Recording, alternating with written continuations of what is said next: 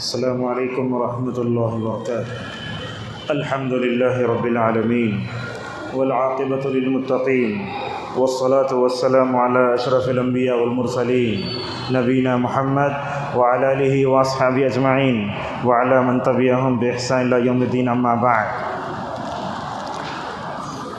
19ویں پارے کی آج تلاوت ہوئی ہے، تو اس میں اصل 18ویں پارے کا جو آخری حصہ ہے سورۃ الفرقان پر مشتمل ہے، اور یہ سورۃ الفرقان شروع ہو کے 19ویں پارے میں ختم ہوتی ہے۔ تو آج ہم انشاءاللہ دو سورتوں کے جو اہم مضامین ہیں اس کے بارے میں ہم گفتگو کریں گے۔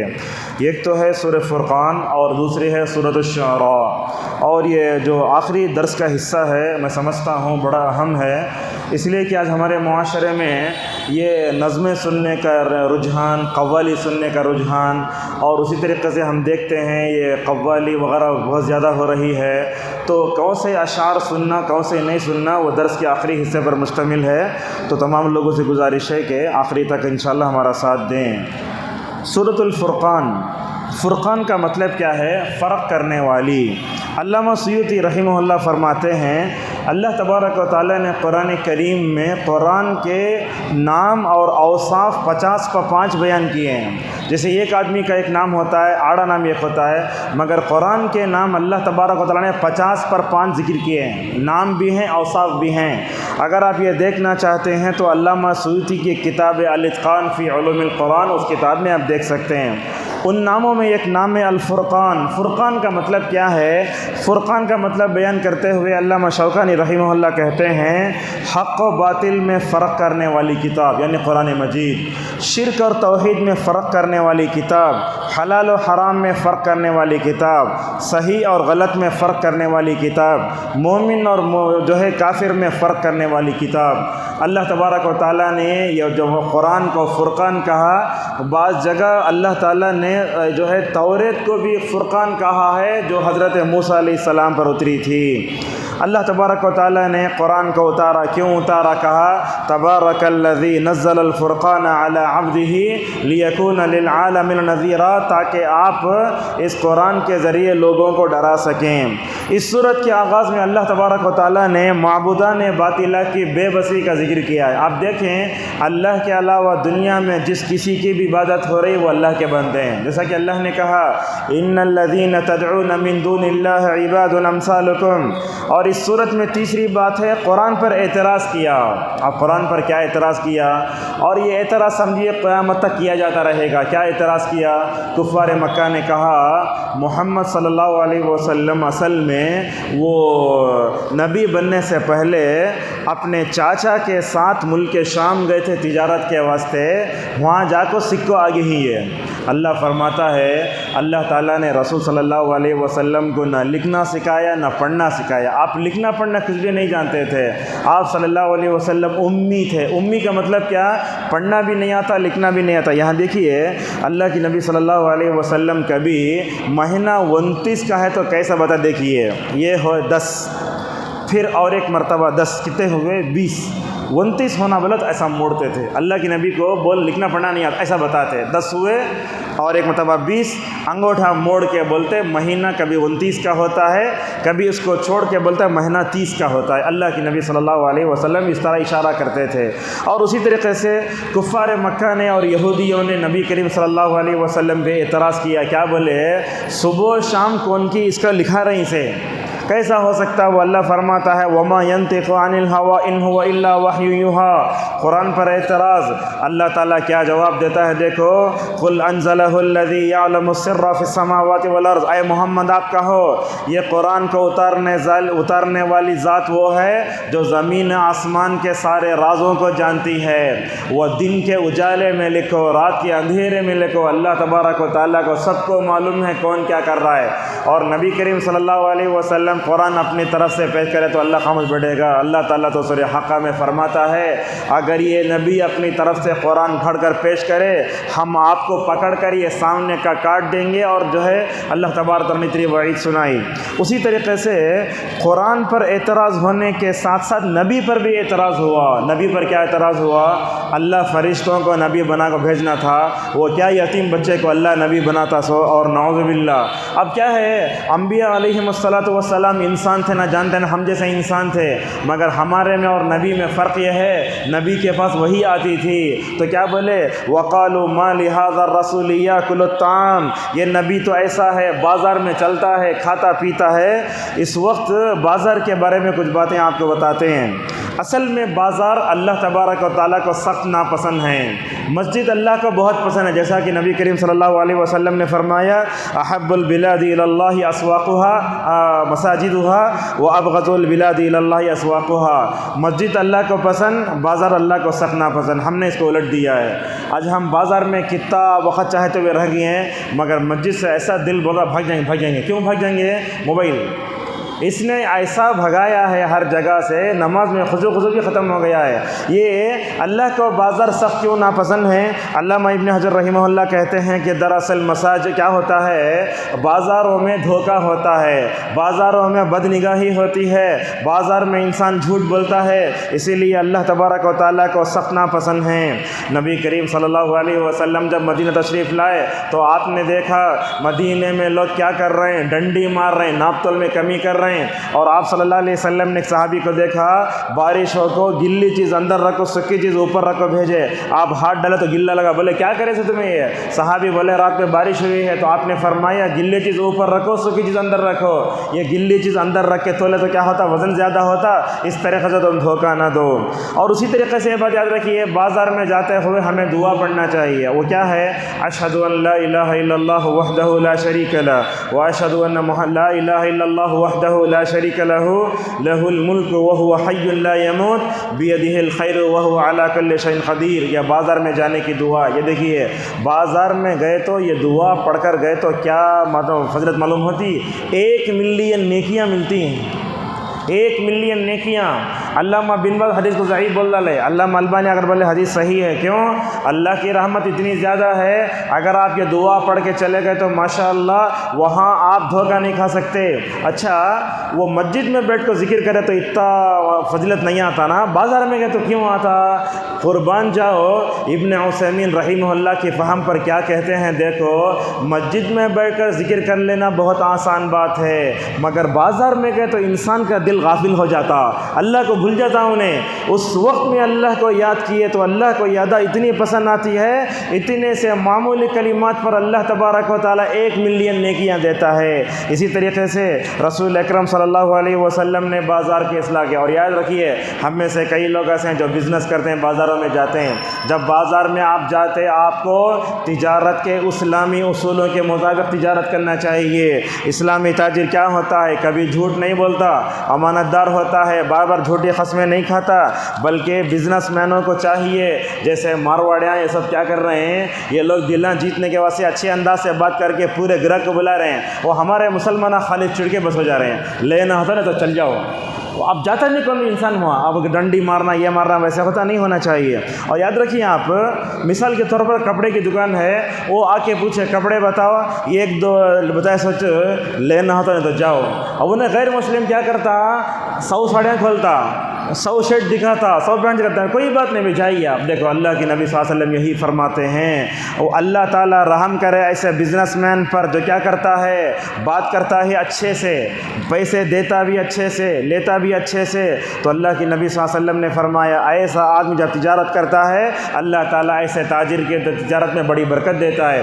और अल्लाह के नबी सल्लल्लाहु अलैहि वसल्लम ने फरमाया, देखिए सच्चा अमानतदार ताजिर क़यामत के दिन नबियों के साथ होगा। अल्लाह अकबर, कितनी बड़ी फजीलत की बात है। जहाँ ये फजीलत है वहीं आपने फरमाया, जो ताजिर झूठी क़स्में खा के अपनी तिजारत करता है, अल्लाह ताला ऐसे ताजिर की तरफ क़यामत के दिन नहीं देखेगा। देखिए, बाज़ार में जब जाएं सच बोलें। अब वो बाज़ार में हम जब जाते हैं तो अपनी निगाहों को नीचे रखना चाहिए। पता नहीं कौन कौन कैसे किस्म के आते हैं। और आजकल बाज़ार में ये पिट पैकेट मारना, मोबाइल मारना, ये सब बड़ा ख़तरनाक होता है। और एक बात आपको बताते हैं, बाज़ार तंग होता ना, उसमें गाड़ियाँ घुस जाते लोग, ये भी نہیں کرنا چاہیے. بازار تنگ ہے, گاڑی باہر رکھو جاؤ, اب وہ اندر لے لے جانا, اس کے بعد کھڑنا, اس کو نہیں ہونا, لڑیاں ہونا, یہ سب نہیں ہونا چاہیے. اور اسی طریقے سے بازار میں ماشاءاللہ اللہ کا ذکر بھی ہونا چاہیے. دیکھو جب وہ ذی الحجہ کے 10 دن آتے تھے, حضرت عبداللہ ابن عمر اور حضرت ابو رضی اللہ عنہما کیا کرتے, بازار میں جا کے تکبیراں پڑھتے تھے. تو اس طریقے سے مسلمان اگر تاجر دکان میں ہے, اگر گرا کا نہیں آتا چپ کے گیم کھیلنے کو نہیں رہنا, وہاں بیٹھ کے انہیں قرآن پڑھنا, اللہ کا ذکر کرنا. اللہ تعالیٰ کو جو ہے بازار سخت ناپسند ہے نا, ایسی صورت میں اللہ کا ذکر کرے تو اللہ تعالیٰ بہت ثواب دیتا ہے.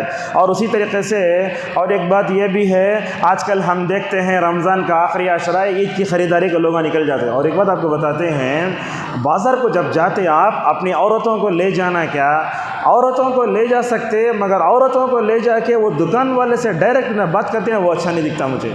وہ ہوتا کیا ہے, لوگ کیا بولتے ہیں, نہیں وہ بائک وہاں بات کرے تو قیمت کم ہو جاتی ہے. استغفر اللہ, آپ اپنی عورت کی عزت بیچیں گے 5-10 روپے کے واسطے, لہٰذا یہ نہیں کرنا چاہیے. لہٰذا میں تو سمجھتا ہوں مرد جتنی ضرورتیں ہیں عورت کی پوری لا کر دے دے. مولانا عرب وغیرہ میں 1-2 باتیں لے کے یاد آ رہی مجھے. عرب میں کیا ہوتا ہے, عورتوں کی چیزیں عورتیں ہی بیچتے ہیں. یہاں ویسا نہیں ہوتا, عورتوں سے متعلق چیزیں بھی مرد بیچتا ہے, ان کو جا کے وہ بولنے بڑی شرم آتی ہے. فینسی اسٹور ہے, عورت ہی بیچے, کیسے ہوتا معلوم ہے. یہاں ہم دیکھتے ہیں ہماری مسلمان لڑکیاں غیر مسلموں کے پاس جا کر عید سے پہلے بڑے بڑے سٹوں میں مہندی چھڑا رہے ہیں, غیر مسلموں کے ہاتھ میں اپنے ہاتھ دے رہے ہیں. لہٰذا اگر عورت کو لے جا رہے ہیں تو آپ خود بات کرو. یہ 50-100 کے واسطے اپنی عورت کی عزت کو بیچنا, انہیں بھیا بولنا, انکل بولنا, یہ بولنا, اسے وہاں سے شروع ہو جاتا. بلکہ ہم نے ایسے مناظر دیکھے ہیں رمضان کے آخری عشرے میں, ہماری مسلمان خواتین روزہ چھوڑ کے انکل پانی دو بول کے پی کے وہ جو ہے رمضان میں کپڑے خریدتے ہیں. ایسے لوگوں کو عید منانے کا حق کیسے ہو سکتا ہے جو رمضان میں روزہ نہیں رکھتا ہے. یاد رکھیے, رمضان کا آخری عشرہ گوشت کھانا, رمضان کا آخری عشرہ شاپنگ کے لیے نہیں ہونا چاہیے. میری عادت آپ کو بتاؤں, اگر مجھے کپڑے سلانے کا ہے تو سال بھر میں 6 جوڑے سلا لیتے بس ماشاءاللہ. وہ 6 جوڑے رکھ کے عید کو, جلسے کو یا کسی بھی موسم پہن لیتے. اور میرے والد مرحوم بھی ایسا ہی کرتے تھے. وہ کبھی عید کے موقع پر جا کے وہ ٹیم پر کپڑے خریدنا, انہیں زیادہ بولنا, اور کیا ہوتا ہے اس میں لوٹتے ہیں مسلمان. تو اس طریقے سے عورتوں کو لے جائیں تو بات کرنے نہ دیں, اپنی نگاہوں کی مکمل طور پر حفاظت کریں. اور اسی طریقے سے نبی کے بارے میں یہ بات بھی بتائے, نبی کا گھر ایسے ہونا, فلاں ہونا, فلاں ہونا. اللہ نے جواب دیا, اللہ تبارک و تعالیٰ نے یہی بتایا کہ قیامت کے دن کون لوگ ہلاک ہوں گے. اور اللہ نے ایک بات یہی بتائی, دیکھو لوگوں, ہم نے دنیا میں ایک دوسرے کو تمہارے لیے آزمائش کا ذریعہ بنائے. یہ غور اور نوٹ کیجئے, وَجَعَلْنَا بَعْضَكُمْ لِبَعْضٍ فِتْنَةً, ہم نے ایک کو دوسرے کے لیے آزمائش کا ذریعہ بنائے. اس دنیا میں آزمائش کے بغیر زندگی گزرتی نہیں, صبر کے بغیر زندگی نہیں گزرتی. اللہ کیا پوچھائے, اتصبرون, صبر کرو. ان آیتوں کی تفسیر میں علامہ ابن القیم رحمہ اللہ نے بڑے پتے کی بات بتائی. دیکھو اللہ تعالیٰ جاہلوں کو علماء سے آزماتا ہے, علماء کو جاہلوں سے آزماتا ہے. اللہ تبارک و تعالیٰ بادشاہ کو وزیر سے آزماتا ہے, وزیر کو بادشاہ سے آزماتا ہے, ٹیچر کو طلباء سے, طلباء کو ٹیچر سے, باس کو اس کے ماتحت میں کام کرنا ہے. بہرحال آپ دیکھیں گے اس دنیا میں تعلقات رکھنا ہو تو صبر کے بغیر زندگی نہیں ہوتی. وہ چاہے ٹیچر استاد کا تعلق ہو, وہ چاہے بیوی شوہر کا تعلق ہو, مسجد کی انتظامیہ کا علماء سے تعلق ہو, کوئی بھی ہو, بات صبر کی چاہیے. اللہ کے نبی نے تو یہی فرمایا, المومن الذی یخالط الناس ویصبر علی اذاہم, وہ مومن بہتر ہے جو تعلقات رکھتا ہے, تکلیف آتی صبر کرتا ہے اس مومن سے, جو تکلیف برداشت بھی کرتا نہیں, لوگوں سے تعلقات بھی نہیں رکھتا. اور اللہ تعالیٰ نے اس سیاق میں جہاں یہ کہا, اللہ تعالیٰ نے نبیوں کو قوم کے ذریعے آزمایا, قوموں کو نبیوں کے ذریعے آزمایا. اللہ تعالیٰ نے نوح علیہ السلام کو 950 سال تک قوم کے ذریعے آزمایا, اور قوم کو نبی کے ذریعے آزمایا گیا. لہٰذا یہ بات علماء نے بتائی. اور اسی طریقے سے قیامت کے دن اس امت کا حساب و کتاب کتنا جلد ہوگا.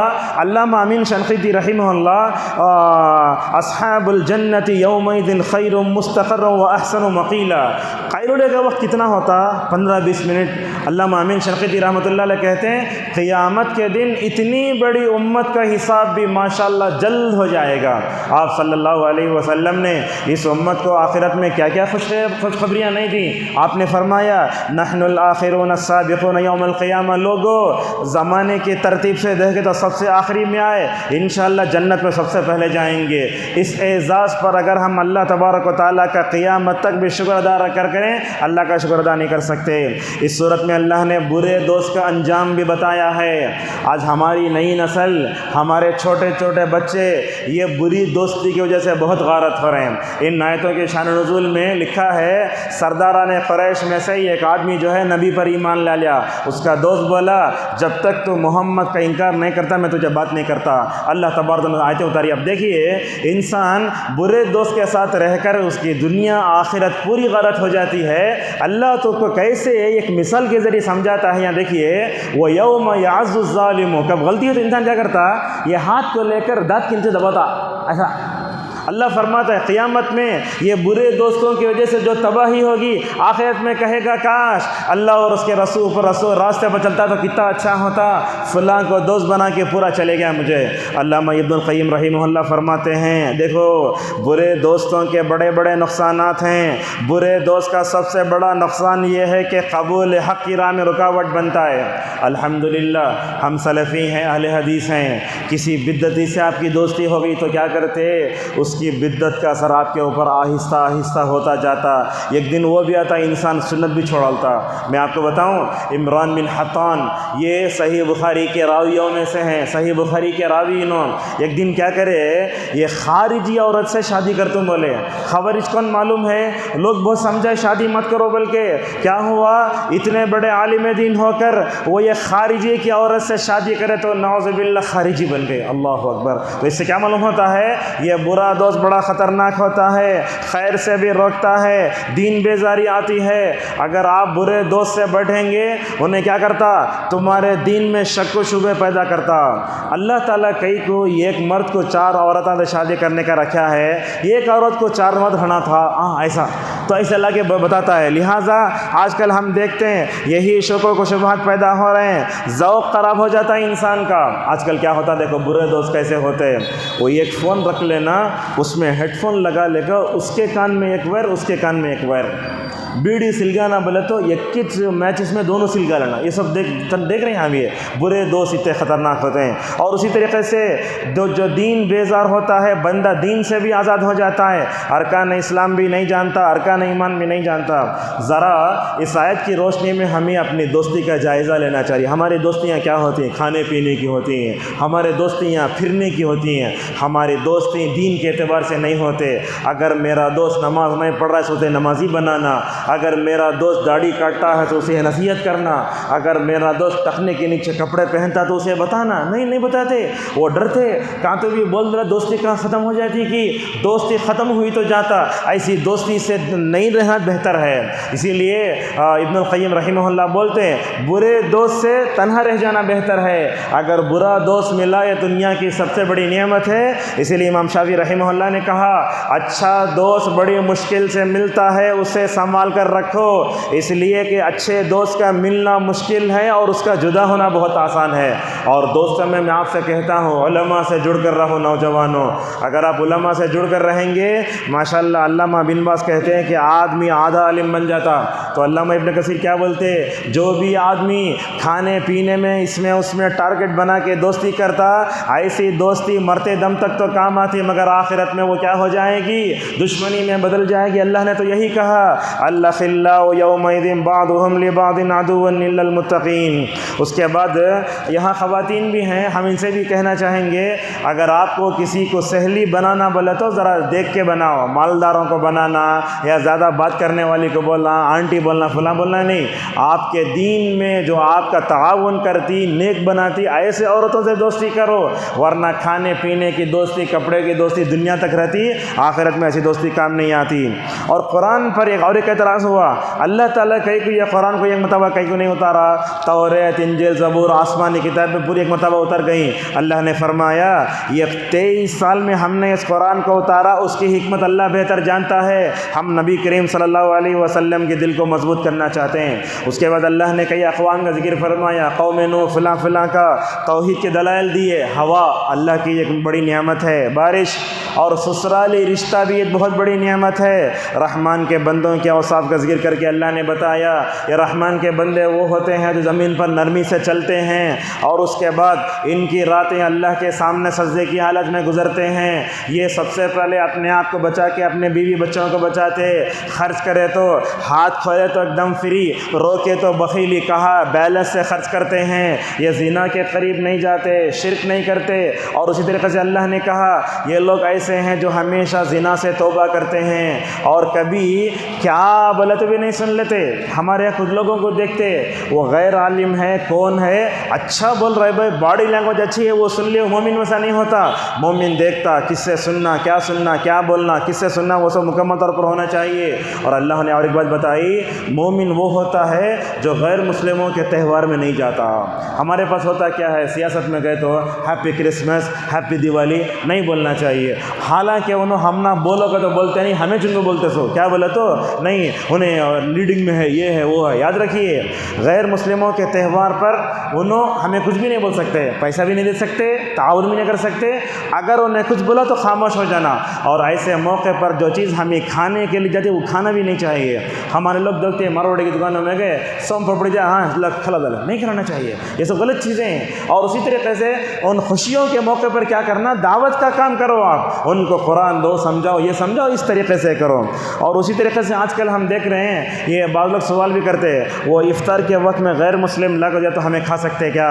تو علماء نے اس کے بارے میں 2 شرطیں رکھی ہیں۔ ایک شرط تو یہ ہے اس کی کمائی حلال کی ہو، انہیں مطلب سود کا بیوپار نہیں کرنا۔ دوسرا یہ ہے اس کی کمائی لے سکتے ہیں، مثلا انہیں وہ مطلب کچھ فروٹ لا کے دے رہا ہے تو اس میں کچھ سیاسی اغراض و مقاصد نہ ہوں، اگر میں دے لیا تو کانگریس کو جو ووٹ اٹھاتے ہیں تو ایسا نہ ہو، یہ دونوں اغراض و مقاصد سے پاک ہو تو لی جا سکتی ہے، ورنہ چھوڑ دینا ہی بہتر ہے۔ اور اللہ نے یہ بھی فرمایا، دیکھو مومن وہ ہوتا ہے جو اپنے لیے دعا کرتا ہے کیا، ربنا هب لنا من ازواجنا وذرياتنا قرة اعين واجعلنا للمتقين اماما۔ اس کے بعد سورہ شعراء شروع ہوتی ہے، اس میں انشاءاللہ کیا چیز ہے 10 منٹ میں پوری بات سمیٹتے ہیں۔ شعراء کا مطلب کیا ہے، شاعر کی جمع ہے۔ یہ امام مالک رحمۃ اللہ علیہ کہتے ہیں کہ اس سورت کا ایک نام الجامعہ ہے۔ اللہ تبارک تعالیٰ نے اس سورت میں نبیوں کا تذکرہ فرمایا۔ کس کا تذکرہ دیکھیے، حضرت موسیٰ کا، نوح کا، صالح کا، لوط کا، شعیب کا اور نبی کریم صلی اللہ علیہ وسلم کا۔ سوال یہ آتا ہے شعراء نامی سورت میں نبیوں کا ذکر کیوں ہوا؟ اور سنیے بات، یہ اللہ یہ بتانا چاہتا ہے لوگوں جیسے شاعر بھٹکتا پھرتا ہے ویسے نبی بھٹکتا پھرتا نہیں ہے۔ ایک وجہ تو یہ، دوسری وجہ یہ ہے، دیکھو شاعر کا کلام کبھی سمجھ میں آتا کبھی نہیں آتا، انہیں کیا ملے وہ بولتا۔ یاد رکھو نبیوں پر اترنے والی کتابیں یہ شاعرانہ کلام نہیں ہیں، اور خود نبی کریم صلی اللہ علیہ وسلم جس جگہ نبی بنا کر بھیجے گئے تھے وہاں کے لوگوں کو اپنی فصاحت و بلاغت پر بہت زیادہ ناز تھا۔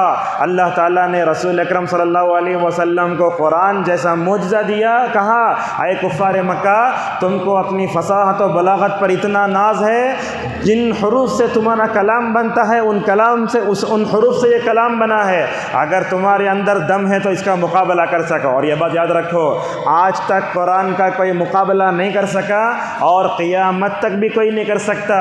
یہ قرآن کا ہمارے درمیان میں حفاظت کے ساتھ رہنا اتنا بڑا معجزہ ہے جس پر ایمان لا کے ہم سب کو اللہ تبارک و تعالیٰ کا تقرب اختیار کرنا چاہیے۔ اللہ تبارک و تعالیٰ نے اس صورت میں حضرت موسیٰ کا تذکرہ فرمایا۔ موسیٰ فرعون کے پاس جاتے ہیں، وہ جانے سے پہلے ڈر لگتا۔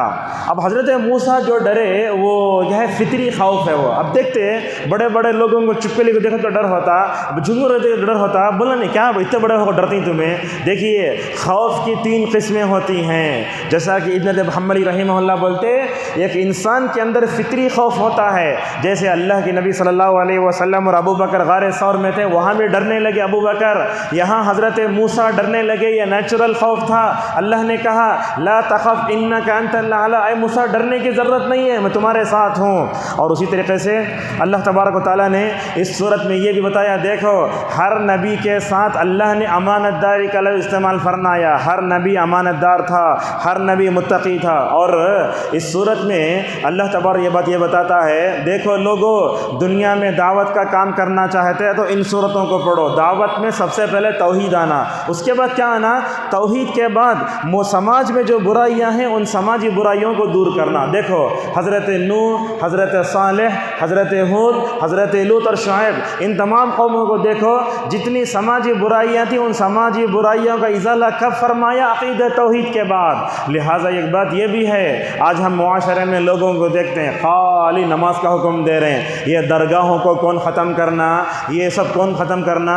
نبیوں کے کام میں دیکھو معروف اور منکر میں بیلنس ہے، نیکی کا حکم بھی دے رہے، برائیوں سے روک رہے ہیں۔ خالی نیکی کا کام کر لے کرو، برائی کر لے کرو، آنکھ بند کر لے بیٹھ جائیں گے، کوئی نبی ایسا نہیں کریا۔ اسی لیے نبی کریم صلی اللہ علیہ وسلم نے کام بتایا۔ اب آئیے شعراء کے بارے میں کچھ باتیں بتاتے ہیں۔ یہ بات یاد رکھیے، اللہ تبارک و تعالیٰ نے کسی بھی نبی کو شاعر نہیں بنایا، حضرت آدم سے لے کر محمد صلی اللہ علیہ وسلم کوئی نبی شاعر نہیں۔ اللہ نے سورہ یاسین میں کہا وَمَا عَلَّمْنَاهُ الشِّعْرَ وَمَا يَنبَغِي لَهُ، اور یاد رکھیے رسول اکرم صلی اللہ علیہ وسلم بھی شاعر نہیں تھے، اور آپ صلی اللہ علیہ وسلم جو ہے شاعر کیوں نہیں تھے؟ اس لیے کہ ایک شاعر کیا ہوتا ہے؟ بولتا ایک کرتا ایک ہے، مگر انبیاء کیا ہوتے ہیں؟ جو بولتے ہیں ماشاءاللہ برابر وہی کرتے ہیں۔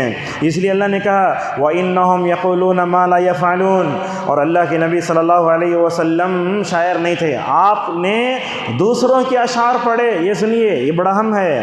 اللہ کے نبی صلی اللہ علیہ وسلم جب بھی غلط شعر سنتے ٹوک دیتے۔ عید کا دن ہے، انصاری بچی آ کر ایک شعر پڑھ رہے ہیں جس کا ترجمہ یہ ہے وَفِينَا نَبِيٌّ يَعْلَمُ مَا فِي غَدٍ، ہم میں ایک نبی ایسا ہے جو غیب جانتا ہے۔ اللہ کے نبی نے فرمایا یہ عقیدے کی غلطی، اس میں اس شعر کو چھوڑ دو، اس سے پہلے تو جو شعر پڑھ رہے تھے وہ پڑھو۔ اللہ کے نبی صلی اللہ علیہ وسلم کبھی دل بہلانے کے لیے اچھے اشعار پڑھتے۔ غزوہ خندق میں جب ٹھنڈی کی حالت میں خبریں کھوت رہے تھے، اللہ کے نبی کے جو ہے اشعار پڑھ کے اپنے صحابہ کو ہمت افزائی کر رہے تھے۔ اللہم لا عیش الا عیش الاخرہ فاغفر الانصار والمہاجرہ، کبھی کہتے انا النبی لا کذب انا ابن عبد المطلب۔ لہذا رسول اکرم صلی اللہ علیہ وسلم نے جہاں صحابہ کی جماعت کو دنیا کے حوالے کیا، ان صحابہ میں ماشاءاللہ صحیح شعراء بھی تھے۔ کون کون تھے؟ ایک دو نام بتائیں۔ حضرت حسان بن ثابت رضی اللہ عنہ، انہوں نے 60 سال جاہلیت کی زندگی دیکھی اور 60 سال اسلام کی زندگی، 120 سال جیے۔ اور یاد رکھیے اللہ تعالیٰ نے مجھے بولنے کا ملکہ دیا ہے تو میں بول کر اسلام کا دفاع کروں گا۔ اللہ نے آپ کو لکھنے کا دیا ہے تو لکھ کر اسلام کا دفاع کرو۔ اگر اللہ نے آپ کو شعر لکھنے کا موقع دیا ہے تو شعر لکھ کر اسلام کا دفاع کرو۔ کبھی کبھی تو ابو حضرت حسان بن ثابت رضی اللہ عنہ رسول صلی اللہ علیہ وسلم کے سامنے اشعار پڑھتے تھے، اللہ کے نبی بولتے حسان اشعار پڑھو، جبرائیل تمہارے ساتھ ہیں۔ بلکہ مسجد نبوی میں آپ نے ایک ممبر ان کے لیے رکھا تھا جس پر بیٹھ کر حضرت حسان رضی اللہ عنہ رسول اللہ صلی اللہ علیہ وسلم کو اشعار سناتے تھے۔ عبداللہ ابن رواحہ، ابو بکر رضی اللہ عنہ، فاطمہ رضی اللہ عنہا، عائشہ رضی اللہ عنہا، یہ سب ماشاءاللہ ایسے شعراء ہیں، میں آپ کو چیلنج کر کے بتاتا ہوں جس کے ہم اس کا رب کی قسم کھاتے ہیں، جس کے ہاتھ میں ہم سب کی جان ہے۔ آپ اشعار جتنے صحابہ کے ہیں ان صحابہ کے اشعار میں ایک غلطی نہیں پا سکتے، نہ عقیدے کی غلطی، نہ غلو، کبھی کچھ بھی نہیں پا سکتے۔ لہٰذا میں آپ کو بتاتا ہوں، دیکھیے آج کل ایسے ہو رہا ہے، اسلامک نظمیں، غیر اسلامی نظمیں، صالح فوزان حفظہ اللہ کہتے ہیں نظمیں اسلامی غیر اسلامی نہیں ہوتی۔ یہ اشعار پڑھنا، نظمہ پڑھنا صوفیوں کی عادت ہے۔ آپ دیکھیں گے رمضان آ رہا ہے، بعض چینلوں میں دیکھیں گے خالی نظمہ پڑھ کو رمضان آ گیا ہے، نیکیوں کا موسم ہے، بہارا ہے، لوگ کیا سمجھتے ہیں وہ رمضان آ گیا تو نظمہ پڑھ کو پورا حق ادا کرتے سمجھتے ہیں۔ اور بعض لوگوں کو ہم دیکھتے وہ شہری میں بھی چینل نظمہ چلتے رہتے۔ یاد رکھیے یہ رمضان نظمہ پڑھنے کا مہینہ نہیں ہے، رمضان قوالے سننے کا مہینہ نہیں ہے، رمضان اپنے آپ کو تھکا کر اللہ کی رضامندی کو پانے کا مکمل طور پر ذریعہ ہے۔ اور آج کل ہم دیکھتے ہیں یہ جہاں یہ سنیاں نظمہ پڑھ رہے ہیں، شیعہ بھی یہ نظمہ میں غلو سکھایا تو انہوں نے حضرت حسین کے ہم پر کیا نہیں کیا، بولو ان کے چینل سن کر دیکھو آپ، نعوذ باللہ۔ اور اسی طریقے سے اور ایک بات بتاتے، دیکھو ایک بات آپ کو بتاتے ہیں، پرانے زمانے میں کیا ہوتا تھا یہ بھی دیکھتے ہیں آپ، وہ اجمیر کی درگاہ ہو، ادھر ادھر ہو، دیکھتے ہیں آپ، کوئی قوالی پڑھتا ہے تو اس کے اوپر پیسوں کی بارش، पैसों की बारिश और नौश हो रहा तो वो पैसे पूरे डाल के उसे हार डालना, ये सब कहाँ है? पैसा हराम कहा था, हराम पैसे लुटा रहे हैं आप। उमर इब्न अब्दुल अजीज़ रहिमहुल्लाह खलीफा बने, उनके सामने कई लोगों ने अशार पढ़े, मगर वो एक को भी पैसा नहीं देते थे। लिहाजा नज़्मा सुनना, अशार सुनना, उसके लिए पैसे डालना ये सही नहीं है। और आज देखो नात शरीफ के नाम पर उम्मत में क्या क्या नाउज़ुबिल्लाह जो है गुलू हो रहा है, क्या क्या बोलते हैं। अशार में ऐसे ऐसे अशार हैं हम लोगों को मालूम नहीं होता। वो मैं तो बोलता हूँ सहाबा के अलावा जिसने भी दुनिया में नात लिखी 90% उसमें शिरक है। अब देखो आप बताते हैं, ये आपको बताते हैं वो कव्वालियाँ नात।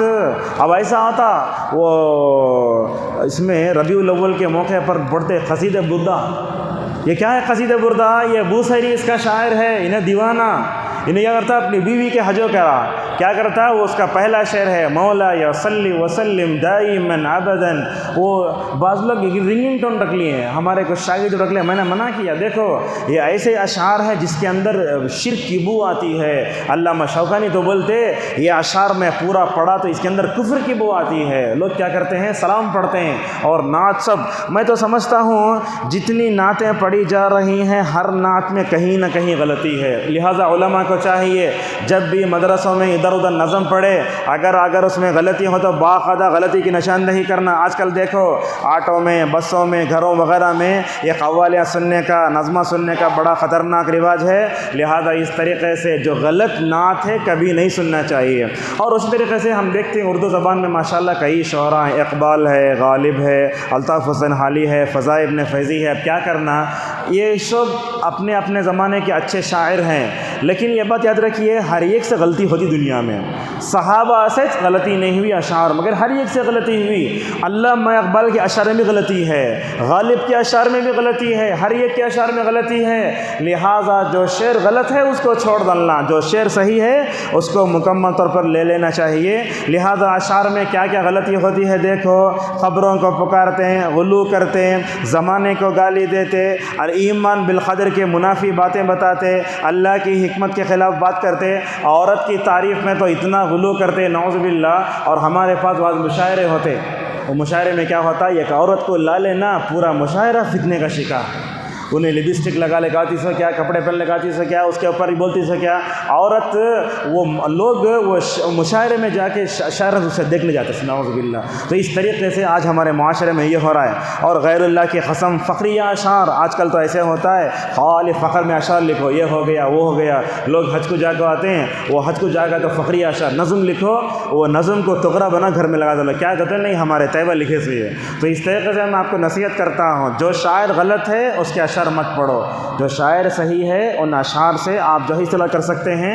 और इस दर्स के आखिर में उलमा से और एक बात है, ये खुतबे वगैरह में अशार पढ़ना सही है, मगर हर चीज़ लाके पढ़ दिए तो गलती भी हो सकती है। इसीलिए इब्न उसैमीन रहमहुल्लाह बोलते हैं माशाल्लाह अशार पढ़ने से फ़ायदा होता है, कम वक्त में ज़्यादा दे सकते, लोगों को अच्छा दिखता, सब एक जगह है। मगर अशार पढ़ने को आदत बना लेना और गुनगुना के पढ़ना, तरस से पढ़ना, इसमें रियाकारी आती है। जहाँ तक हो सके उलमा को चाहिए कि वो खुतबात में, दुरूस में जहाँ तक हो सके अशार से बचें। अगर कहीं पढ़ना हो तो सही शेर पढ़ो, गलत शेर कभी हम सबको नहीं पढ़ना चाहिए।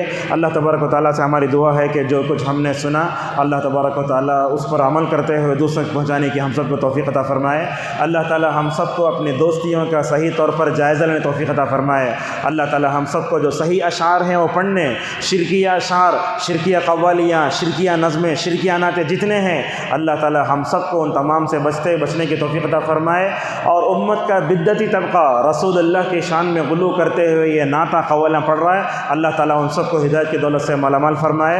और ख़वातीन से भी गुजारिश है, नज़मा इधर उधर आके रमज़ान में नज़मा कव्वालियाँ सुन के अपना वक्त वेस्ट मत करो, तिलावत कुरान करो और वो काम करो जो अल्लाह और उसके रसूल सल्लल्लाहु अलैहि वसल्लम ने हमें करने का हुक्म दिया है। व आखिर